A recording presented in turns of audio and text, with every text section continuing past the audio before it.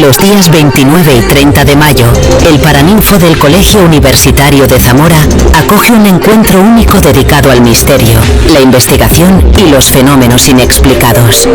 Durante 2 jornadas se darán cita Álvaro Collantes, Miguel Pedrero, Carlos Gabriel Fernández, Nando Domínguez, Miguel Ángel Moyano, Bernardo Turrado, Juanjo López, Marcelino Requejo, Marina Requejo, Iván Pérez Chana, Maica García, Mabel Guerrero y Virginia Refollo. Un programa que incluye conferencias, grabaciones en directo, rutas nocturnas y una investigación paranormal en entorno histórico. Fantasmas, ovnis, símbolos, códigos, augurios de muerte, contactos con el más allá y enigmas históricos formarán parte de este encuentro único. El evento culminará con una mesa redonda abierta al público. Misterio en Zamora. Una cita con lo desconocido.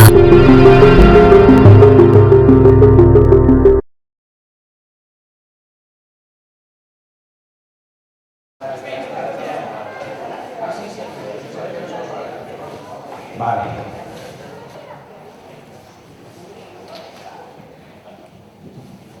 A ver, voy a hacer una amenaza. La amenaza de la Inquisición. Los que entréis a partir de ahora vais a tener que pagar 5 euros de multa. Corred todos. Bueno. Y los que están en el baño no pasa nada. Bueno, vamos para allá.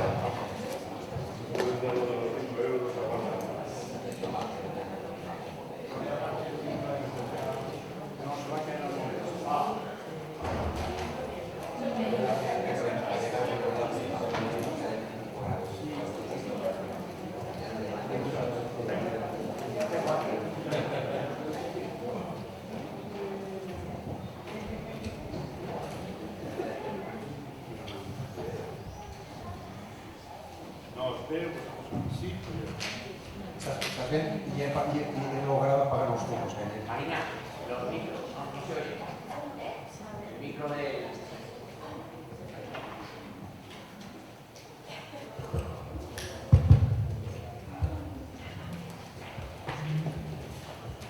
Hola, hola. Bien, se oye, sí.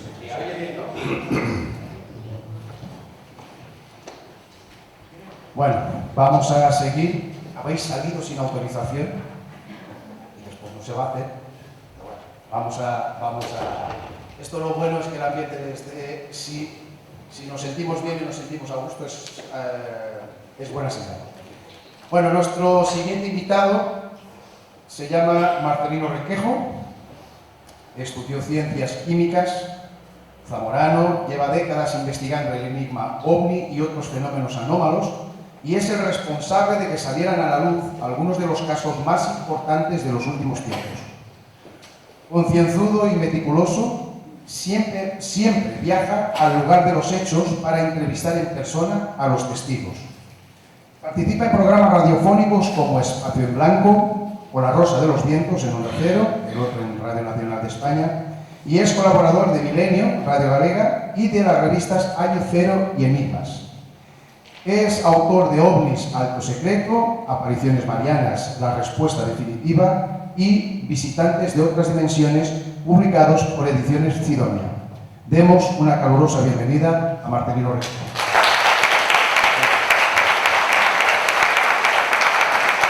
Y zamorano. Eso, zamorano. Pero si lo he dicho, vamos a ver. Marcelino, perdón. Marcelino Requejo estudió ciencias químicas, zamorano, Gracias. Bueno, vamos a ver un tema que entra un poco también dentro de lo que había hablado antes Juanjo, el anterior conferenciante. Pero yo me voy a centrar en lo que son las creencias en 2 puntos concretos, aunque son creencias que casi son universales en todo el planeta, pero que están muy centradas en el norte de la península ibérica, sobre todo en el noroeste, Asturias, norte de Portugal y Galicia, y un sitio que yo no me esperaba, lo encontré hace algún tiempo, en el que algunas de las creencias también son idénticas a las que hay en Galicia. Y os vais a sorprender dónde está ese sitio, muy cerca de aquí, en el sur de Salamanca, norte de Cáceres, en la Sierra de Francia, que se llama.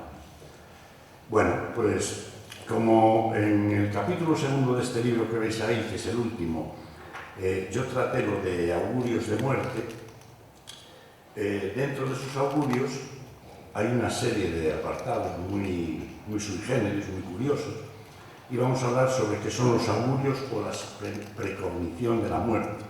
Eso ya, como digo, está muy arraigado en Galicia, eso. No se airea alegremente, es algo que a veces se comenta en bajo, pues fulanita vio tal cosa anoche, pues tal. Y claro, quien resume muy bien es el dicho mexicano este. Cuando el tecolote canta, el indio muere. No será verdad, pero sucede. Esto hasta salió en una película de Cantinflas. Bien. ¿Qué quiere decir? Que se puede creer o no creer, pero que hay una tendencia que viene de muy atrás, ya desde la época medieval e incluso alguna antes, en que ciertos fenómenos que suceden se cumplen sí o sí. Y relacionados con la muerte, los que vamos a analizar ahora es 100% sí, o sea, no hay excepciones. No se engañe nadie, no hay excepciones. Entonces, los augurios o premoniciones de muerte están arraigados, como digo, en torno a este peninsular. Pero ¿quiénes pueden ver esos augurios? Según la tradición, los llamados en Galicia corpos abertos. Los corpos abertos son aquellas personas que por propia naturaleza, ya de nacimiento, tienen el don de ver ciertas cosas, oler ciertas cosas y escuchar ciertas cosas que los demás no escuchamos. Hay quien dice que son gente que cuando intencionadamente hecho por el cura, yo en un caso que me lo comentaron, intencionadamente hecho por el cura, o simplemente por error, se les administró en el momento del nacimiento, perdón, pero se me seca mucho la boca, se les administró en el momento del nacimiento los óleos de la extrema unción en la frente, el aceite, el de los difuntos, en vez de hacerlo con el óleo que es para los niños recién nacidos. Y a mí me comentaron en una parroquia de Lugo, en una aldea, que el cura cada 100 nacimientos, había 99 nacimientos, y el número 100 lo ungía con los óleos de los difuntos. Y ese iba a tener la facultad de ver cosas que otros no ven. Así que no sabemos exactamente el origen, pero lo cierto es que se produce. Que como dice el dicho mexicano, cuando el tecolote, que es el mochuelo, el búho, canta, el indio muere. No será verdad, pero sucede. Y eso es aplicable a todo lo que ocurre normalmente con los augurios, que se cumplen siempre de forma inexorable. En todos los casos, incluso en aquellos en los que, como vamos a ver ahora, a veces lo que se predice o la forma en la que se hace tiene un carácter jocoso, que te da la risa, porque algunas cosas son verdaderamente increíbles. Por ejemplo, mirad, hay una creencia en la provincia de Pontevedra, en una localidad que se llama Arcos de Furcos, de que si el cura que está allí ha nacido en la parroquia y muere, ese mismo año mueren 12 personas de la parroquia. Claro, entonces hay que tratar al cura para poder reír, para que no se muera, porque si no van a palmar a 12 más. Y luego hay una cosa muy parecida en la parroquia vilalbesa, al norte de Lugo, que se llama O Santo. Esto sí que me hace, incluso hace un año y medio, más o menos, me llamó una señora de allí para decirme que felicitarme el año que había comenzado. ¿Por qué? Porque allí cuando comienza el año se está muy atento a ver quién es la primera persona que se muere. Si la primera persona que se muere es una mujer, le van a seguir otras 7 mujeres. Pero si es un hombre, puede ser que muera después una mujer o un hombre. Entonces me llamó esa señora para decirme, bueno, feliz año y tal, estamos muy atentas a ver quién es la primera que muere. Ya dijo en femenino. Y al poco me llamó, y no, había muerto primero un señor, el día 12 de enero, y entonces dice, nada, ahora puede morir cualquiera y tal, pero están pendientes, fijaros qué cosa curiosa de ese tema. No sé si es porque se quieren sortear la muerte entre ellas o no lo sé. Y luego en la zona de Bañobre, en el municipio de La Coruña, está muy mal visto rezar por la calle o rezar por los caminos cercanos a la aldea de Bañobre, porque se dice, y te llaman la atención si te ven, pues yo que sé, recitando una oración o cantando una oración, porque se dice que estás llamando a la Santa Compañía, y todo lo que eso significa ya sabemos qué es, que va a morir alguien en el pueblo. Bueno, vamos a ver algunos casos de este tipo, las creencias que hay relativas, porque claro, la peor parte se la llevan los animales, como vais a ver. Por ejemplo, si una gallina canta como un gallo, eso quiere decir que va a morir alguien cercano a la vivienda donde se encuentre el gallinero. Ojo, donde se encuentre el gallinero. Si yo tengo el gallinero al otro extremo de la finca, en mi casa está arriba del todo, pero al otro extremo de la finca está la casa del vecino, ya hay follón. ¿Por qué? Porque no solo el gallinero huele mal, es que además, si una de las gallinas un día le da por cantar como un gallo, el que muere es alguien de la casa del vecino, por estar el gallinero ahí al lado. O sea que hay que echarse a temblar, en ambos casos. Respecto a los cuervos y a las urracas, lo mismo, los graznidos y los revolteos de los cuervos son muy peligrosos cuando son insistentes y se te posan en una ventana y empiezan a meter ruido las urracas y no paran y tal. ¿Qué hay que hacer entonces? Tiene que salir una mujer de la vivienda, porque si no se va a morir alguien de la vivienda. Entonces hay que salir y conjurar al cuervo o la urraca. Y normalmente se les dice, y hay que hacerlo enseguida: cuervo agorero, marcha ligero, que en esta puerta no hay carne muerta. Toma castaña. Entonces, si no lo haces, posiblemente vaya a morir ya alguien de la familia en pocos días. Entonces siempre se conjura esa muerte, diciéndole al cuervo que se largue, que allí no tiene nada que hacer. Lo mismo pasa con las lechuzas. Tú, si estás en la cama y sientes el ruido de la lechuza, que caramba, puede estar en celo la lechuza, no pasa nada. Bueno, pues mal rollo, que el que la vas a palmar eres tú por haberlo escuchado desde la cama. Y luego viene una cosa curiosísima respecto a los perros y los zorros, esos aullidos que hacen lastimeros en ocasiones. Siempre se dijo que los aullidos de los perros atraen, pues están avisando de que va a haber una muerte en esa zona donde están aullando. Puede ser un perro de un vecino, pero como aulla en una dirección concreta, hacia ahí, hacia donde aulla el perro, no tiene que ser de la propia casa, sino que está aullando de que va a morir alguien hacia donde él aulla. Y bueno, lo que se suele hacer como remedio, pues yo conocí a este señor, ahí está Miguel Pedrero entrevistándolo también, que se llama David Fernández, una persona que conocía desde hace muchos años, y me dio un remedio para conjurar, o lo que se usaba en la zona de Azúmara, en Lugo, para conjurar los aullidos de los perros y de los zorros. Consistía en lo siguiente: tú te sientas mirando en la dirección de donde viene el aullido, en casa. Te está molestando ese aullido.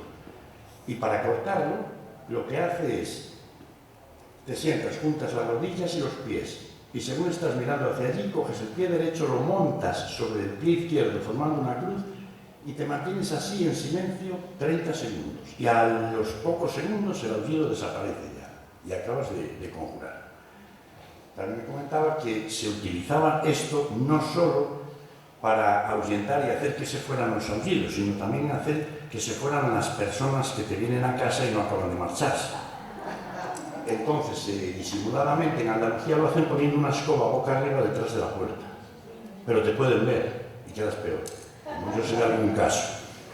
Entonces la solución más discreta es la que dice David Fernández: cruzar el pie sobre el otro, y al poco se les acuerda que tienen que hacer cosas, que tarde es y se van. Y también, sobre todo, cuando no es un grupo de gente, simplemente el pelma, porque el pelma es uno de los elementos más peligrosos de la sociedad. No te hace nada malo, pero te come el tiempo. Entonces, para ahuyentar los pelmas también se utilizaría lo de ahuyentar los aullidos: cruzar el pie derecho sobre el izquierdo, estar así unos segundos hasta que el pelma diga que se tiene que ir. Y al momento parece ser que es muy efectivo. Bien. En todas estas tradiciones nos vamos a centrar ahora en lo que es la tradición de lo relativo a la muerte, porque en Galicia está muy arraigado todo lo relativo a la muerte.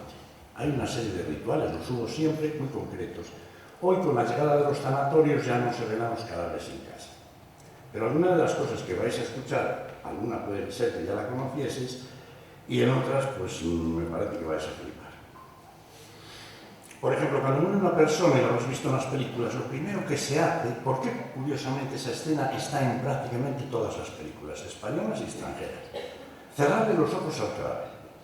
Pues en Galicia se dice que hay que cerrarle los ojos al cadáver porque según andan otras por allí, pues haciendo, amortajando o preparando, incluso los de la funeraria y tal, si los mantiene abiertos, el cadáver podría fijarse en ti y tú eres el siguiente que despidas. Conclusión, se le cierran primero los ojos al cadáver para que eso no pueda suceder. Y luego también se hace, o hacía más antes cuando se velaban en casa, echar sal por toda la habitación donde se encontraba expuesto el féretro. Y también tener preparado un caldero de agua bendita, porque lo más probable es que si no se echaba agua bendita junto con la sal por el suelo, el demonio ya había olido el cadáver y posiblemente esté rondando la casa o la habitación. Es para vivir en perpetuo estado de acojón. Los velatorios. ¿Ven? Es lo que se lleva a cabo, que antes se hacía en las casas. Y en algunas ocasiones los velatorios se sirven para que se den situaciones en las que no pasa nada, en otras se producen situaciones jocosas que salta la risa y hasta te tienes que abandonar el velatorio, como me ha pasado a mí en alguna ocasión. Y en otras ocurren verdaderas desgracias. Y esto es lo que ocurrió en el año 1901, se sabe por la prensa de la época, en una aldea de Ferrol, en la provincia de La Coruña, en la que en una casa de 2 plantas en esa aldea se celebraba un velatorio. Y lo que se dice hoy en día, entró tanta gente a visitar el cadáver que se superó lo que se dice hoy el aforo permitido. El piso cedió, cayeron todos los asistentes con la caja del muerto y todo encima de las cuadras que estaban debajo. Se mataron 2 personas golpeándose contra las vigas rotas y el cadáver quedó ensartado entre los cuernos de una vaca, que tiene tela la cosa. O sea que murió 2 veces.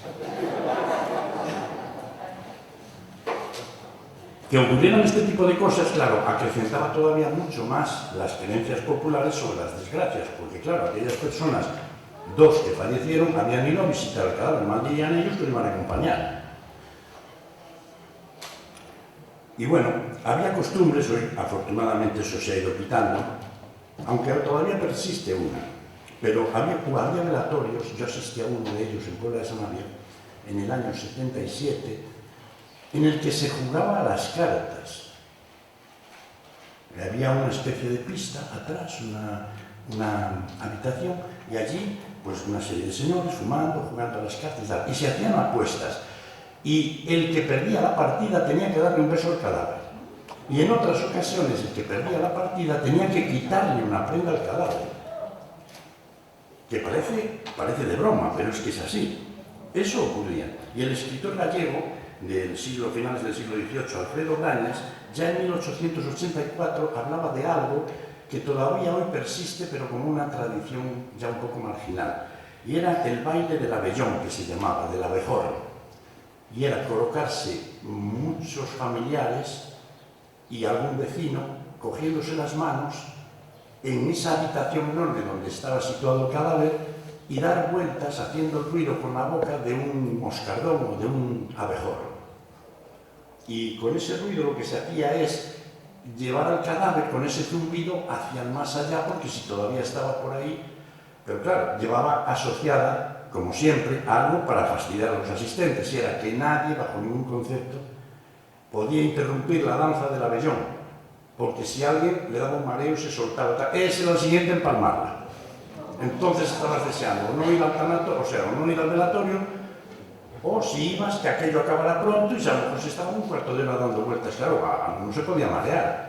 Y había que sujetarlo porque no se podían soltar las manos, porque quien soltase la mano, cayese o se separase del grupo, ese era el siguiente que iba a morir. Madre de Dios. Bien, los entierros eran muy peligrosos también, lo que es el hecho del entierro en sí. Y vais a conocer algo que yo tampoco lo sabía, me parecía una barbaridad. Y es que en ocasiones algunos familiares, esto sí lo hemos visto en alguna película y tal, rotos de dolor, se echaban sobre la caja como queriendo ser enterrados con el difunto. Y dije, coña, vamos, pero vamos. Se echaban en la caja y tal. Y ya estas costumbres de esos duelos excesivos, con mucho alarde, mucha historia para hacer ver lo mucho que te dolía, pues eso, que se hubiera muerto tu marido cuando estaba deseando que se parte la palmara.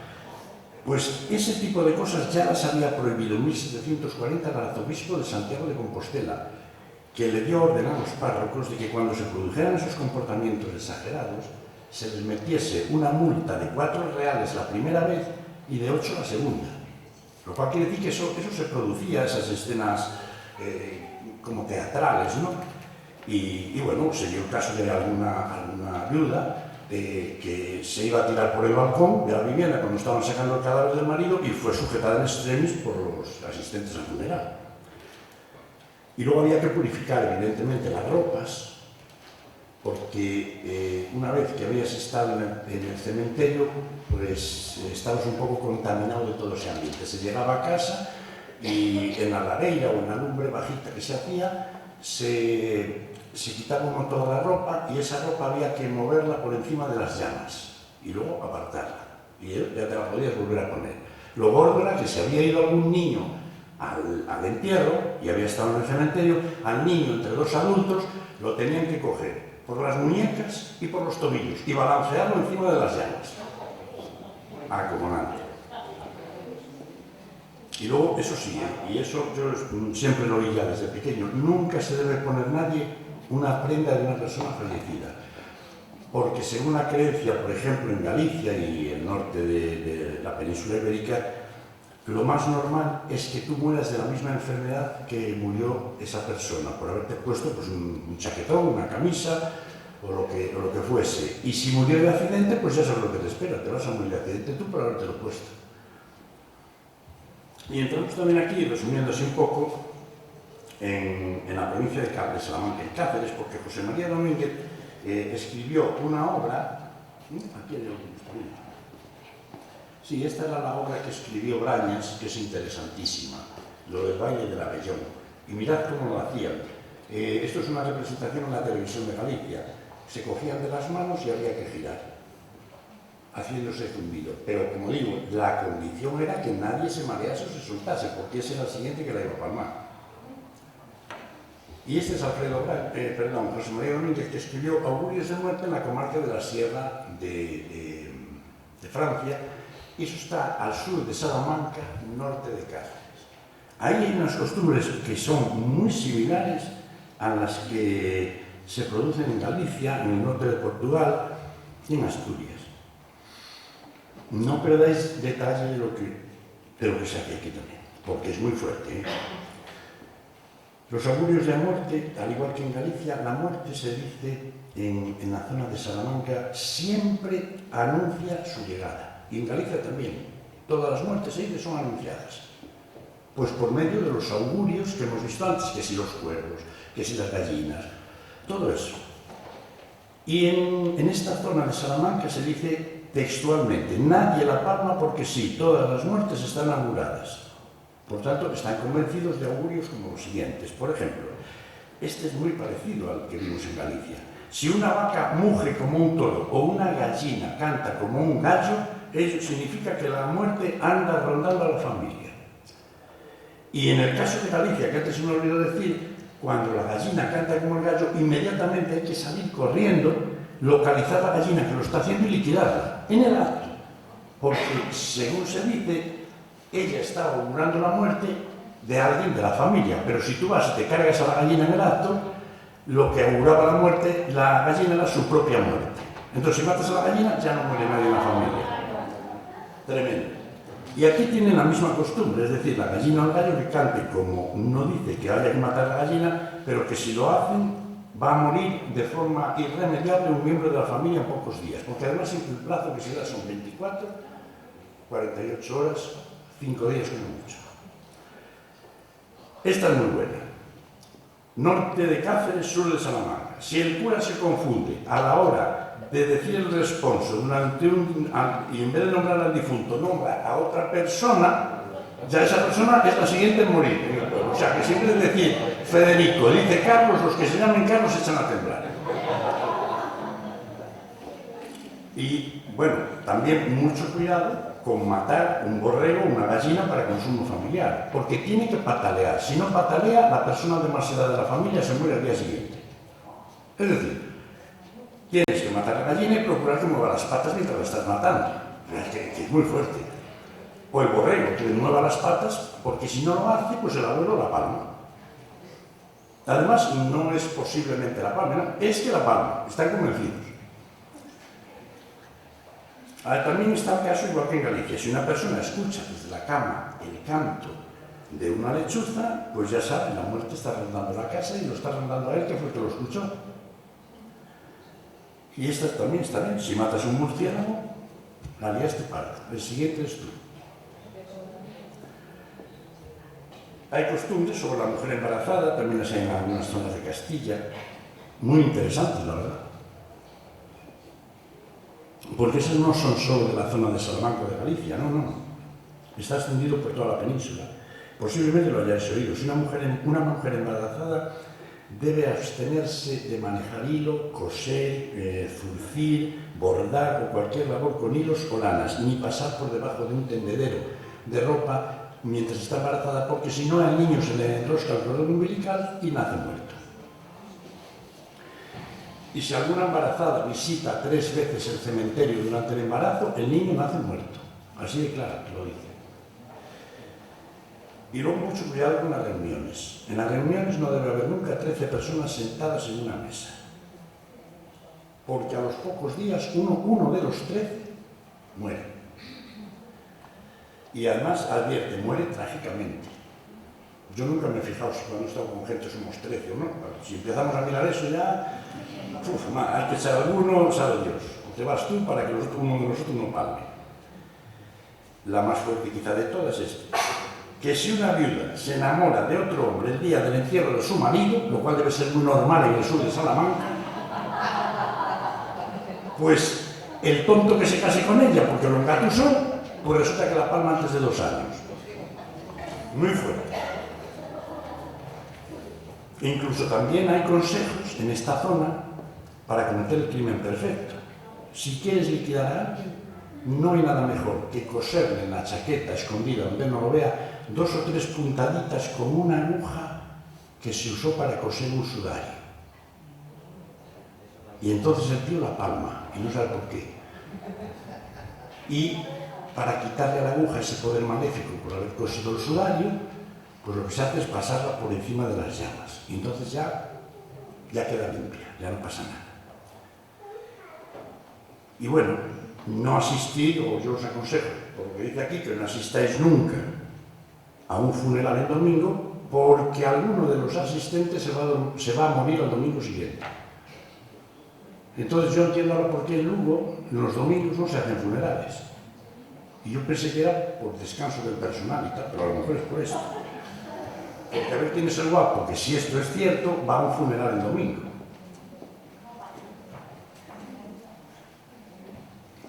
Bien. Aquí tenéis una serie de creencias de muerte anunciada que son muy típicas en Galicia. He enumerado algunas, hay más, hay muchísimas más. Sobre cada uno de estos puntos se podría dar una conferencia que durase muchísimas horas. Por ejemplo, el peculiar tañido de una campana. Tú, si oyes que la campana del reloj de la torre del pueblo hace un ruido un poco raro, que lo puede hacer por la humedad, sabe Dios, del ambiente, pues más rollo que la va a palmar alguien en el pueblo. El apagado de un cirio durante un funeral, 100% efectivo. Si estás en un funeral y uno de los cirios que están colocados junto al cadáver se apaga, de todos los asistentes allí no van a pasar 48 horas que van a morir.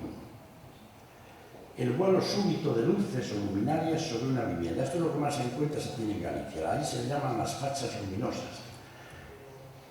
Y el pronóstico tiene un 100% de cumplimiento, por lo visto. Si una luz de día o de noche sobrevuela los tejados de una casa, ahí ya se va a morir alguien antes de 48 horas.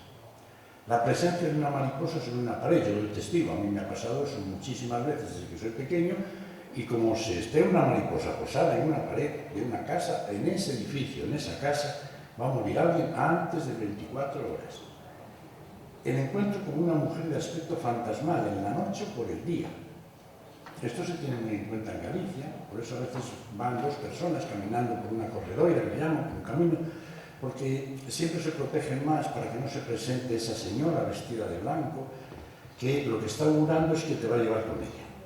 Y luego, ¿quién no ha oído hablar del tétrico desfile de la Santa Campaña? Todo el mundo. Yo sobre esto di una conferencia en Bormujos ahí en el mes de febrero, en Sevilla. Y bueno, el desfile de la Santa Compañía es 100% efectivo. ¿Por qué? Porque se sabe quién va a morir. Quien ve la Santa Compañía, o en la parte delantera, o como último de la fila, los demás todos van con cirios y son difuntos, va el que va a morir. Es decir, el vecino del pueblo, que va a fallecer o que está muy enfermo, es el que va llevando ya la cruz delante o va detrás con un cirio. Y quien lo ve lo reconoce, porque generalmente la Santa Compañía se desenvuelve en el municipio, se presenta o se deja ver en el municipio donde va a ocurrir la defunción. ¿Y qué hace? Va a buscar al cuerpo doble del difunto, que todavía está en la cama enfermo, pasea con él el día anterior por el pueblo y por los caminos adyacentes, él va detrás llevando un cirio, pero no es él, es su imagen doble, está desdoblado ya porque se va a fallecer, y cuando una persona va a fallecer empieza a desdoblarse. Y esa es la creencia que es en cuanto a la Santa Compañía. Si os quiero puntualizar, no sé cómo vamos de tiempo, de la Santa Compañía existen dos tipos. La que anda por la noche y al atardecer, y yo tengo algún caso vista de día, el testigo no daba crédito cuando me lo contó, y yo menos, vista de día desde un vehículo que tuvo que parar el coche porque estaba cruzando la calle. Y hay otra Santa Compañía que no es la que se da por las noches, no, esa se da siempre de día, es la Santa Compañía de niños, que mucha gente no ha ido a hablar de ella. En este caso se produce un sonido de niños jugando, que tú igual no ves a nadie por allí, pero no te acerques a donde está el sonido.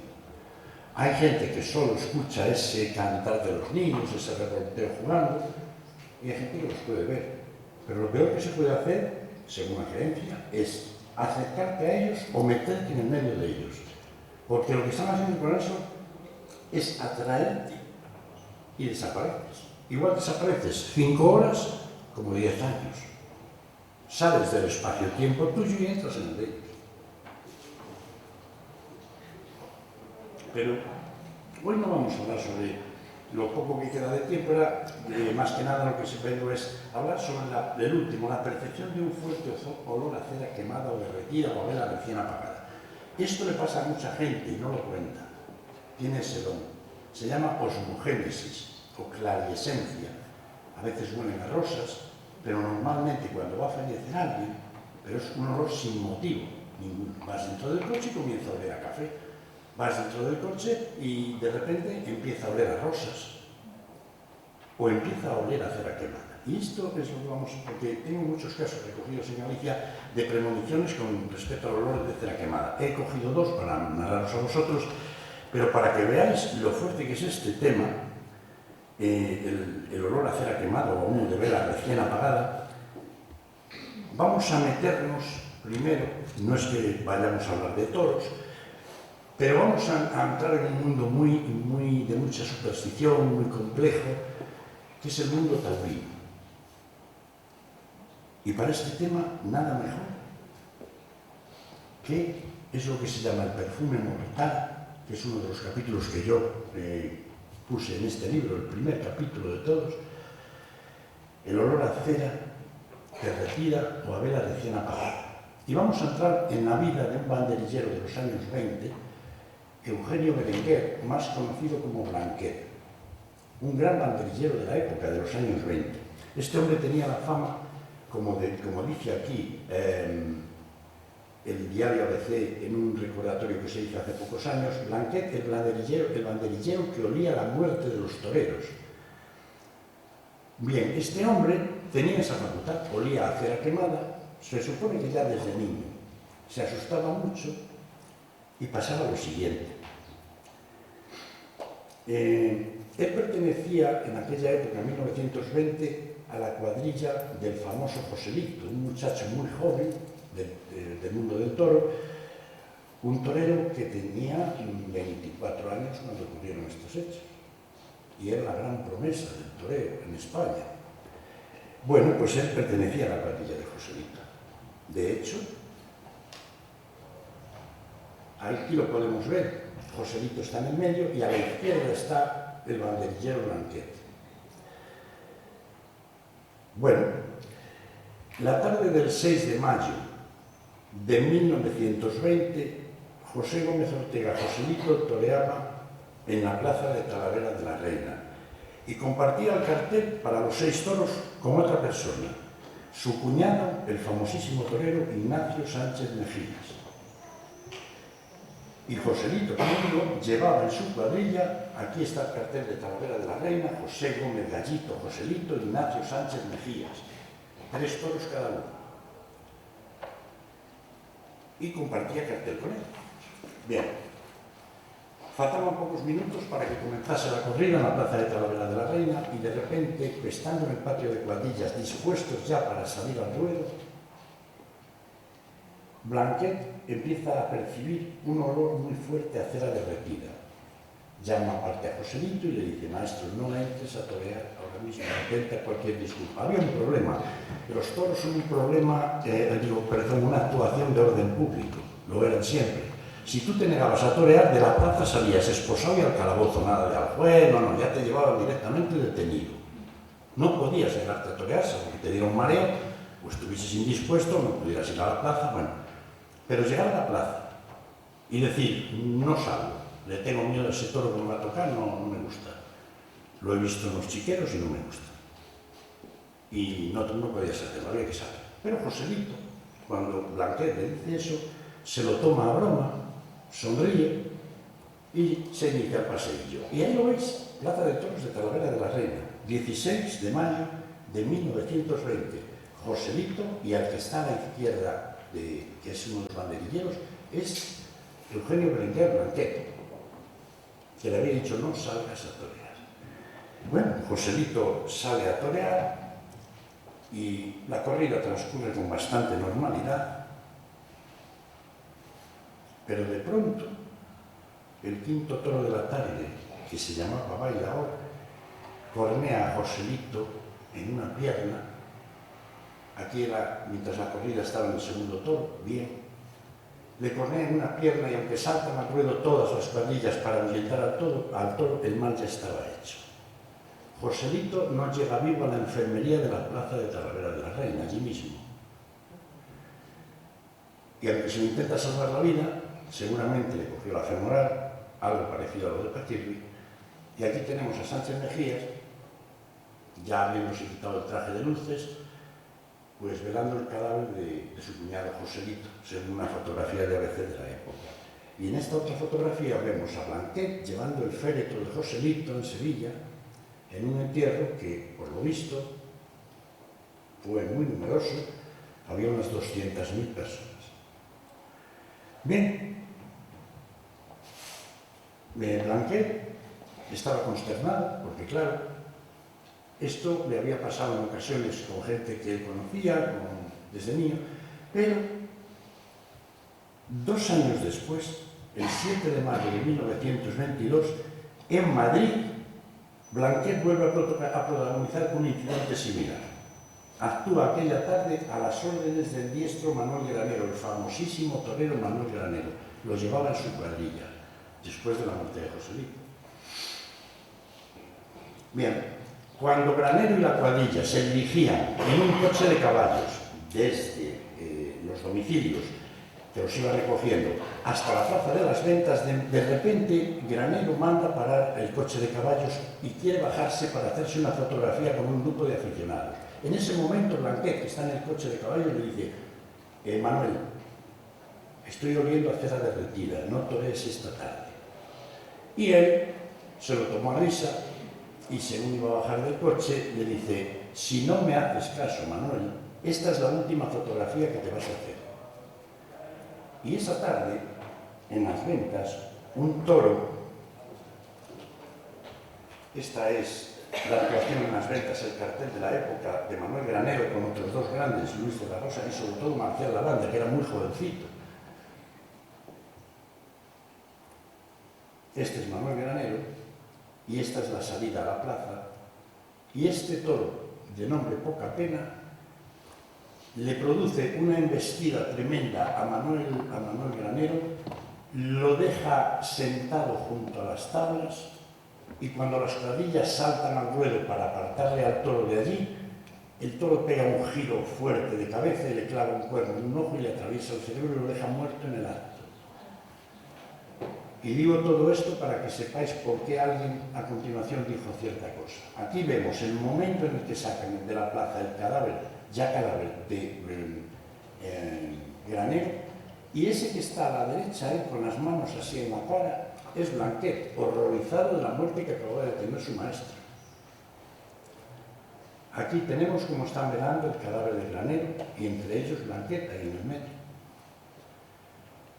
Y la prensa, horrorosa acogida de la muerte de Manuel Granero, el famoso torero, y alguien dijo algo. Entonces estaba en España, en esa plaza, esa tarde, el escritor Ernest Hemingway, y escribió una obra que se tituló Muerte en la tarde, referente a estos sucesos, y dijo que jamás en su vida había presenciado una muerte tan terrible como aquella. Claro, en vista de todo esto, Blanquet, el banderillero, se retira de los puestos. Era 1922 y se mantiene fuera del mundo también. Pero ¿qué ocurre? En 1926 viene a hablar con él. Estos son otra imagen del horror que sufrió el propio banderillero. Viene a hablar con él en 1926 Ignacio Sánchez Mejías, el que había sido cuñado de José, y le dice que vuelva con él, que es el mejor banderillero, lo quiere llevar en su cuadrilla, y Blanquet le dice que no. Entonces insiste Sánchez Mejía en que venga con él. Y Blanquet le dice, bueno, voy contigo, pero con algo que sé que no vas a aceptar. Si yo vuelvo a hacer a quemada, tú no entras a torear la tarde que yo vuelva a hacer a quemada. Y, ante toda sorpresa, Blanquet le da la mano y le da su palabra de honor de que será así. Bien.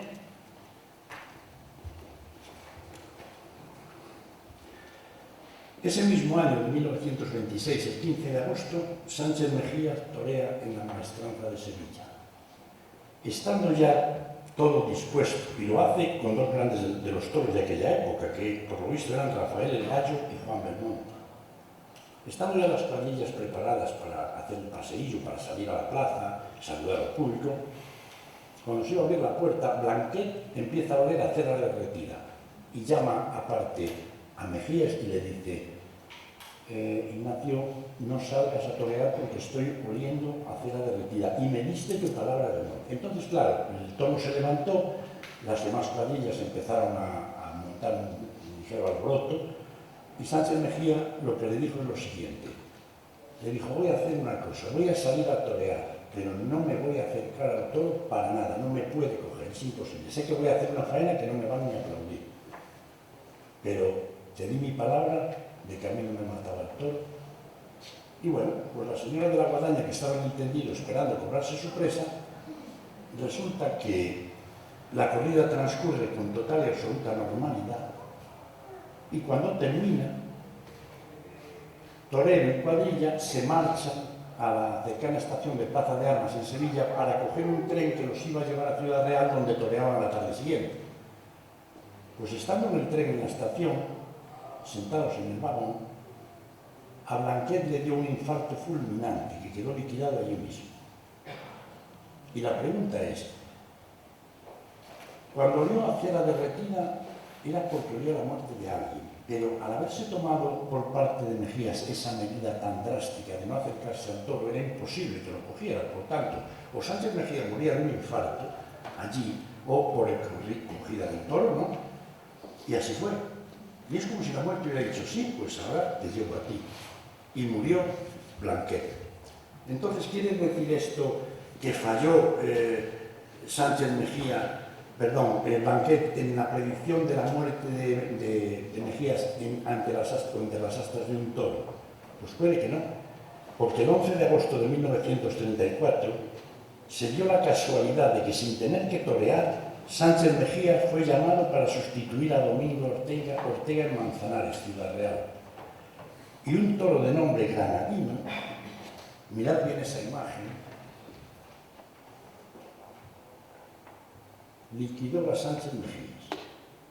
11 de agosto del 34. Fijaros cómo a los pocos segundos de ser tomada esta fotografía, en la que ambos se están mirando, el toro ya no lo deja salir de ahí se abalanza sobre él, le da una cornada tremenda en el muslo y muere 2 días después en Madrid. Es decir, el olor a cera derretida, que esa facultad que tienen algunas personas, ya no podemos decir que se trata de casualidades, no. No se trata de casualidades. Por eso quería hacer un inciso con esto de los toreros, para que veáis que esto lo tiene más gente, este don. Y la gran mayoría no le gusta ni nombrarlo, que lo tiene. Y entre los 2 casos que os voy a contar, de los muchos que he recopilado, pues estaría este de una señora de Pino, que me lo contó ya hace unos años, y había ocurrido en octubre del 64, cuando vivía su padre. Por lo visto, una vecina le dijo a esta señora, Mari Carmen, le dijo: Carmen, no te asustes, os leo las palabras textuales, con lo que te voy a decir, pero desde hace unos días, cuando paso junto a la casa de tu padre, me viene un olor muy fuerte a cera quemada. 3 días después muere el padre súbitamente. Qué casualidad. Y el otro es más extraño todavía. El otro es un suceso que ocurre al norte de Villalba, muy cercano en el tiempo, en 1997, a las 2 de la tarde, en un día del mes de mayo. 4 mujeres que viajaban en un Citroën ZX, al pasar junto a una vivienda solitaria que había a la derecha de la carretera, perciben las 4 un fuerte olor a cera derretida dentro del coche.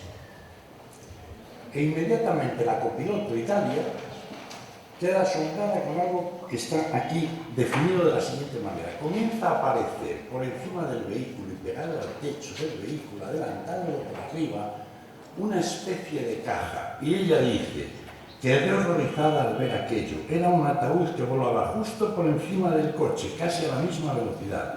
Me puse a gritar señalando para arriba, pero las otras 3 decían que no lo veían. Entonces, cuando el ataúd terminó de adelantar al coche, aceleró a toda velocidad y se perdió de vista en pocos segundos.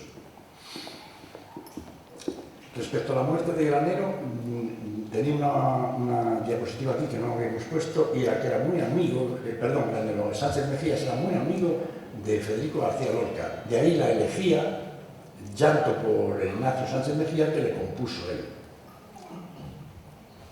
Y esta es la casa donde se produjo lo de Mari Carmen, la vecina que le dijo: al pasar por la puerta de tu padre huelo a cera derretida. Es ahí, en ese chalet que hay a la izquierda. Y esta es la escena del ataúd volador por encima del coche, que solo lo veía Idalia. Las otras 3 sí habían olido a cera igual que ella, pero no estaban viendo lo que estaba ocurriendo. Esa escena ella solo la veía Idalia. Es surrealista, es auténticamente algo que no podemos concebir. Pero se abren por lógica muchas interrogantes. Por ejemplo, decir que ¿por qué de las 4 ocupantes del coche solo Italia veía esta escena? Y también podemos decir, cuando Blanquete el torero olía a cera derretida, ¿estaba advirtiendo y poniéndose nervioso, advirtiendo al torero, o veía algo más? A lo mejor algo como lo que estaba viendo Idalia. Estaba viendo un ataúd en la zona. No lo sabemos, nunca lo sabremos. Pero a Idalia sí que le ocurrió esto.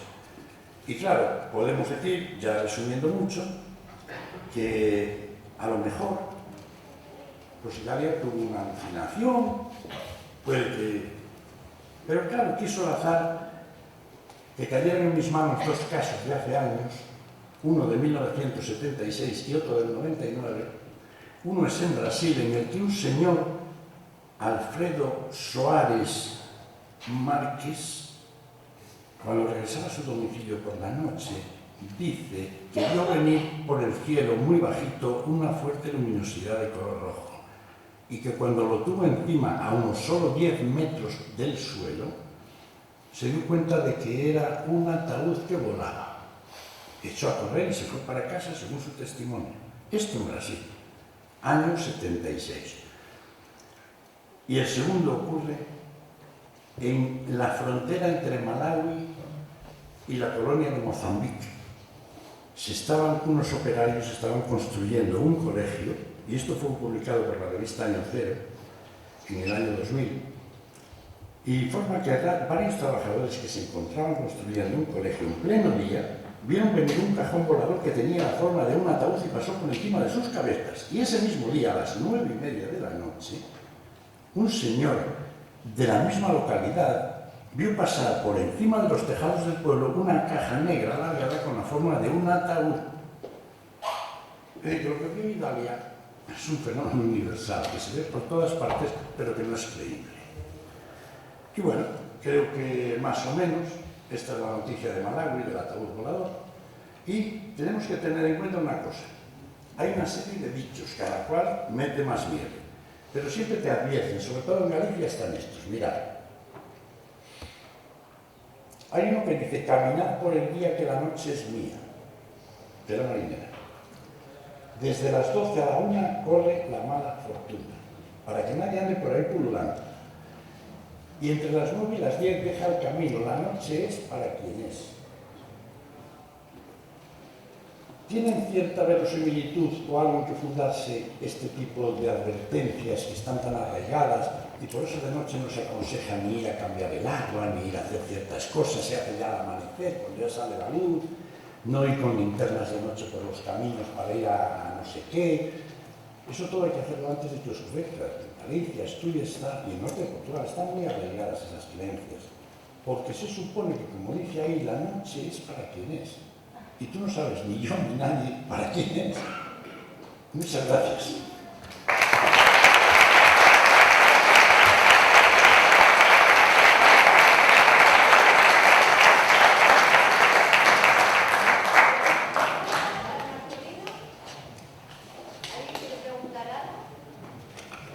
Vamos mal de tiempo.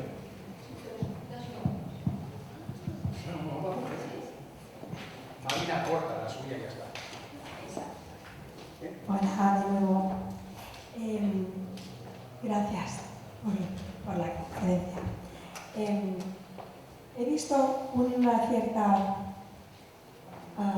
conexión entre esa historia que contabas de la Santa Compañía de Niños, que si te ibas con ellos como que te secuestraban, y un fenómeno que ocurre en el mundo celta, es el secuestro por parte del mundo de las hadas. Puedes secuestrarte, no sé si conoces este tema, y me ha parecido que había una cierta conexión, ¿no? Que puedes desaparecer del mundo terreno y ser secuestrado durante unos años y quizá luego volver. Es prácticamente, tienes razón, es prácticamente idéntico, porque los niños, como seres inocentes, pues se les considera casi estar en la frontera, como las hadas, entre este mundo y el otro. Y entonces el problema que hay es que el tiempo no transcurre de la misma manera en el otro mundo, en el otro plano, llamamos de planos de existencia, que en este. Aquí es el mundo tridimensional y el tiempo tiene una estructura que nos parece lineal. Es decir, el comienzo de esta conferencia ya no existe, ahora existe solo el presente, lo que estamos viendo, y ya tampoco existe desde el momento que tú empezaste a hablar, eso ya desapareció. El presente nunca lo vivimos realmente, se convierte en pasado en el acto. Por tanto, en el otro lado, vamos a llamarle en otro plano, el tiempo no transcurre de esa manera. Por eso de ahí lo que hablaba Juanjo antes, de las apariciones de fantasmas en lugares y tal, quedan impregnados los sitios, es que la persona que pueda estarse manifestando ahí, que ni a lo mejor es consciente de que se esté manifestando, desde que murió para él a lo mejor han pasado 6 días y hace 3 siglos. El tiempo no transcurre de la misma manera y en el caso de los niños se les considera casi, como se decía, ángeles, ¿no? Y pueden pertenecer a ese mundo de las hadas y por eso pueden compartir el que si te metes en ese círculo ellos no te lo hacen con intención, pero juegan contigo, te entretienen y cuando se olvidan de ti o te dejan marchar, pues a lo mejor en el pueblo ya ni te conocen, no saben quién eres, porque han pasado 100 años. O, como le pasó a las de Pombeiro, en un pueblo de la provincia de Orense, desaparecieron desde el miércoles de Santo, en el año 44, desde el día del miércoles santo hasta el domingo de Resurrección. Pues estuvo buscando la Guardia Civil y todo. Nunca supieron decir dónde estuvieron. Habían ido a visitar unas tumbas antropomorfas que había, a dar un paseo hasta allí, que ya las conocían, en lo alto del monte, y no son conscientes de qué pasó. Las 2 mujeres desaparecieron durante 5 días. Y no recordaban, una mañana del domingo de Resurrección, aparecieron en el pueblo caminando como si no pasara nada, y se quedaron asombrados al ver que todo el mundo las había estado buscando. No recordaban nada. Tampoco nos dicen qué pasó. Simplemente desaparecieron. Por eso te digo, creo que la conexión es muy oportuna y que para hablar sobre la Santa Compaña, incluso la de niños, podríamos estar hablando aquí durante 2 conferencias, porque yo tengo una serie de casos muy actuales, algunos, en los que se habla de esa Santa Compaña de niños y de gente que tuvo alguna experiencia o que huyó de allí porque sabía de lo que iba la cosa, y salió disparado. De hecho, sobre esta serie de fenómenos, porque hay mucha gente que piensa que estas cosas, la ciencia, no sé qué, no, miren lo que hay ahí. Esto es un trabajo de la Universidad Complutense de Madrid, una tesis doctoral sobre el mal de ojo en el occidente de Roma.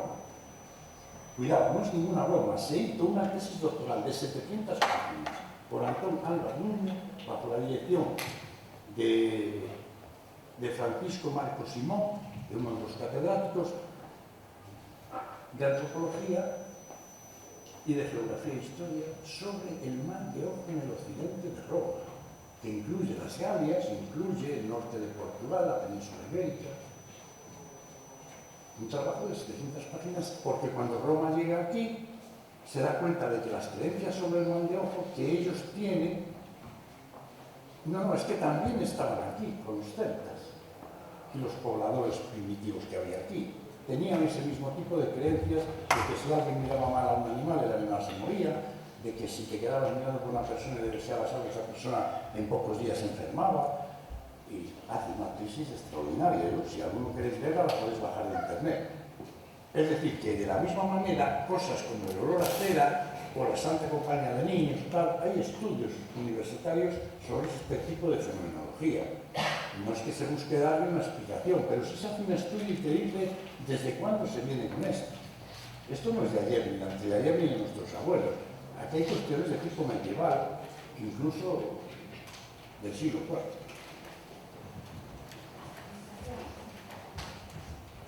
¿Alguien más tiene alguna pregunta? Una pregunta. El móvil tiene una pregunta. ¿Nada? Bueno. No te oigo. Yo trabajaba en una residencia y había una compañera que decía, mira, uno ve la puerta, ¿no? Hablando de la muerte. Entonces se moría un usuario, y dice, este ha abierto la puerta, otro pasa y otro la cierra. Y lo estuvimos comprobando y efectivamente era así. Uno siempre de sorpresa, una muerte de sorpresa, que dices, pero si estaba bien. Y los otros dos ya que estaban enfermos. Era un comentario. ¿Ves? Gracias, Tere. Eres famosa, ¿eh? ¿Alguna pregunta más?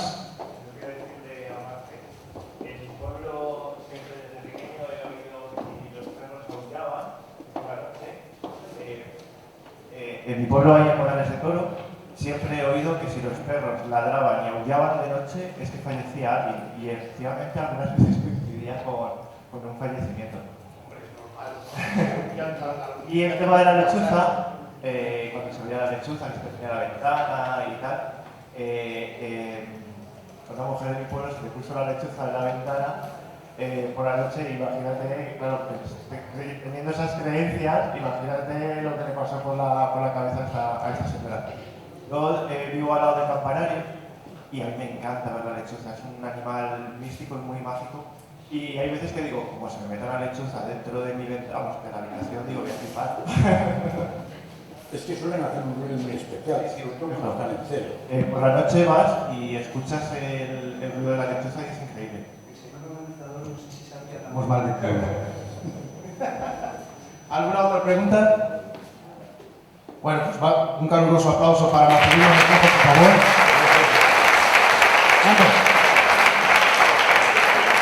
Vamos a hacernos un... Michael, por favor.